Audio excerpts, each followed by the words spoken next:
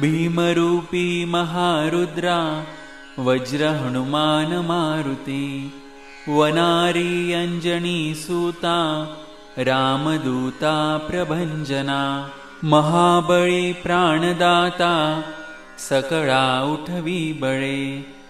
सौख्यकारी दुःखहारी दूत वैष्णव गायका दीनानाथा हरी रूपा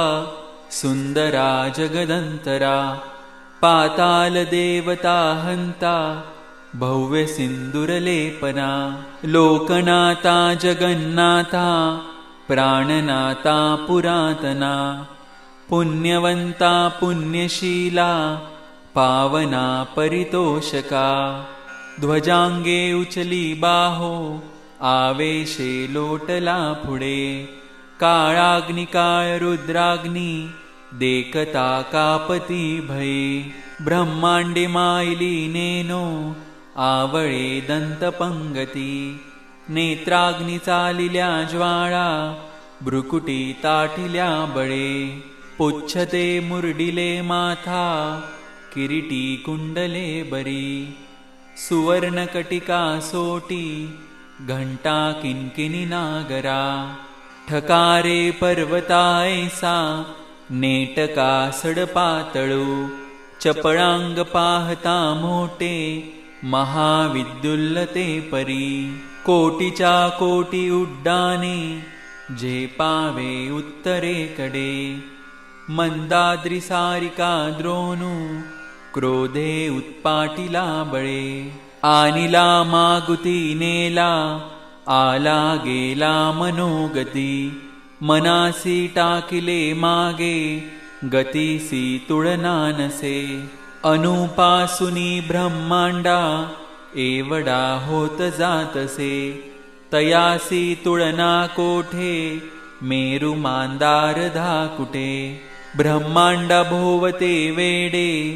वज्रपुच्छे करू शके तयासी तुळना कैची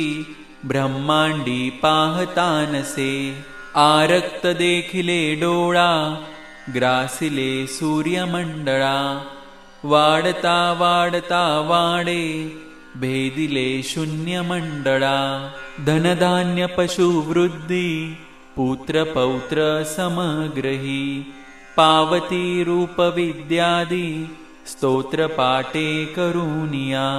भूत प्रेत समंदाधी रोग व्याधी समस्तही नासती तुटती चिंता आनंदे भीमदर्शने हे धरा 15 श्लोकी लाभली शोभली बरी दृढदेहो निसंदेहो संख्या चंद्रकळा गुणे रामदासी अग्रगणू कपिकुळासी मंडनु